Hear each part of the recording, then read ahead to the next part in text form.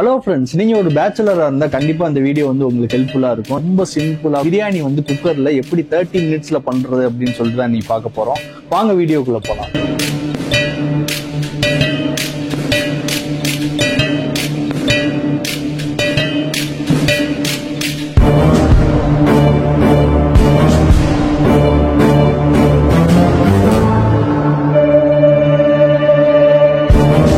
Bachelors உங்களுக்காகவே இன்னைக்கு வந்து எப்படி ஈஸியா வந்து பிரியாணி பண்றது அப்படின்னு சொல்லிட்டு தான் பார்க்க போறோம். ஃபர்ஸ்ட் வந்துட்டு நெய் எடுத்துக்கணும். நெய் எவ்வளவு எடுக்கணும் அப்படின்னா 2 டேபிள் ஸ்பூன் மட்டும் எடுத்துட்டு அதை வந்து குக்கர்ல வந்து நல்லா மெல்ட் பண்ணி எடுத்துக்கணும்.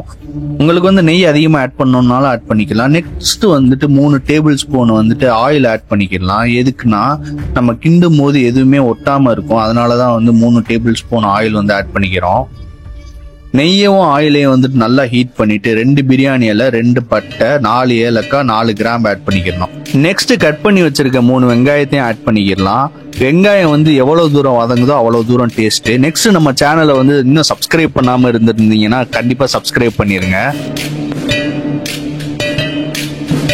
வெங்காயம் வந்து இந்த அளவுக்கு நல்லா வதங்கணும். அப்பதான் வந்து பிரியாணி நல்லா டேஸ்டா வரும். நெக்ஸ்ட் வந்து ஜிஞ்சர் கார்லிக் பேஸ்ட் வந்து 2 டேபிள் ஸ்பூன் ஆட் பண்ணிட்டு அதை வந்து பச்சை வாசனை போற வரைக்கும் நல்லா கிண்டணும். நெக்ஸ்ட் 4 கிரீன் சில்லி குறுக்க கட் பண்ணிட்டு அதையும் குக்கர்ல ஆட் பண்ணிக்கலாம். Next coriander and mint leaf வந்துட்டு 2லயுமே ஒரு கைப்பிடி அளவு எடுத்துட்டு அதையும் குக்கர்ல ஆட் பண்ணிட்டு அதையும் நல்லா கிண்டி விட்டுறலாம். அந்த மசாலாவோட நல்லா மிக்ஸ் ஆகணும்.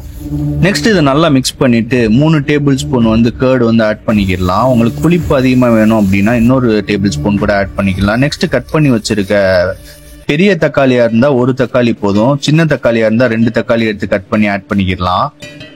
நெக்ஸ்ட் வந்துட்டு சில்லி பவுடர் எவ்வளவு எடுக்கணும் அப்படின்னா 3 டேபிள் ஸ்பூன் எடுத்தா போதும். 3 டேபிள் ஸ்பூன் ஆட் பண்ணிருக்கேன். உங்களுக்கு காரம் அதிகமா வேணும்னா இன்னொரு டேபிள் ஸ்பூன் கூட ஆட் பண்ணிக்கலாம். இந்த மாதிரி கிரேவியான கன்சிஸ்டன்சி வரும் போதே ஒரு மாதிரி பிரியாணி ஸ்மெல் வரும். அந்த டைம்ல வந்துட்டு நீங்க வந்து இப்ப சிக்கன் ஆட் பண்ணிக்கலாம். நான் எவ்வளவு எடுத்திருக்கேன் அப்படின்னா 1 kg சிக்கனை நல்லா வாஷ் பண்ணிட்டு மஞ்சத்தூள்ல நல்லா வாஷ் பண்ணிட்டு அதை வந்து இந்த கிரேவியோட ஆட் பண்ணிக்கிறேன். அதையும் வந்து ஒரு நல்லா பரட்டி அதை பார்க்கும் போதே நல்ல ஒரு சிக்கன் கிரேவி எப்படி இருக்குமோ, சப்பாத்தி இந்த மாதிரி இதுக்கு தொட்டுக்குருவோம்ல அந்த மாதிரி இருக்கும். அதுக்கப்புறம் வந்துட்டு நம்ம வந்து சால்ட் தேவையான அளவு இப்ப ஆட் பண்ணிக்கலாம். நம்ம தண்ணி எதுவுமே ஆட் பண்ண வேணாம். குக்கரை வந்து நல்லா க்ளோஸ் பண்ணிட்டு 2 விசில் வர வரைக்கும் வச்சு எடுத்துக்கலாம். நல்லா ஒரு கிரேவி மாதிரி சூப்பரா வந்திருக்கும். பார்க்கும் போதே செம்மையா இருக்குல்ல. நான் 3.5 கிளாஸ் ரைஸ் எடுத்திருக்கனால 5 கிளாஸ் வந்து தண்ணி ஆட் பண்றேன்.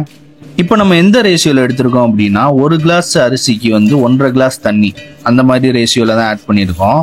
நெக்ஸ்ட் நம்ம 20 நிமிஷம் ஊற வச்சிருந்த பாஸ்மதி ரைஸை வந்து குக்கர்ல வந்து ஆட் பண்ணிக்கலாம். இந்த டைம்ல வந்துட்டு உப்பு கரெக்டா இருக்கான்னு செக் பண்ணிட்டு ஆட் பண்ணிக்கணும். இப்போ குக்கர்ல ஒரு விசில் வர வரைக்கும் வச்சு எடுத்தோம்னா சூப்பரான பிரியாணி ரெடி ஆயிரும். சிக்கன் பிரியாணி இருந்துச்சுன்னா சிக்கன் 65 இல்லாம எப்படி பண்ண முடியும்? அதனால நவீன் சிக்கன் பொடி எடுத்துட்டு அதை வந்து சிக்கன் மேல நல்லா தூவிட்டு அதுக்கப்புறம் ½ லெமன் எடுத்து நல்லா புளிஞ்சிட்டு அதுக்கப்புறம் ginger garlic paste, curd, salt, curry leaf, ஃபைனலா சில்லி பவுடர் இதெல்லாம் ஆட் பண்ணிட்டு நல்லா மிக்ஸ் பண்ணி வச்சுக்கணும். உங்களுக்கு தேவையான அளவு சில்லி பவுடர் ஆட் பண்ணா போதும். 10 மினிட்ஸ் ஆகுது ஃப்ரீசர்ல வச்சுட்டு நல்லா மேரினேட் பண்ணி எடுத்துட்டு இப்படி பொரிச்சோம் அப்படின்னா சூப்பரான சிக்கன் 65 ரெடி ஆயிடும். பாக்குறப்பே டெம்டிங்கா இருக்குல்ல. நெக்ஸ்ட் நம்ம இன்னைக்கு குக் பண்ணதை ஃபுல்லா ஒரு பிளேட்டிங் பண்ணிட்டு பாருங்க கறி வந்து எவ்வளவு வெந்திருக்கு அப்படின்னு சொல்லிட்டு. இப்போ நம்ம வந்து பிரியாணி டேஸ்ட் பண்ணி பார்க்கலாமா? சிக்கன் 65 எப்படி எடுத்து இப்படி பிரியாணி மேல வச்சு அப்புறம் முட்டையை கொஞ்சம் இப்படி பிச்சு இப்படி வச்சு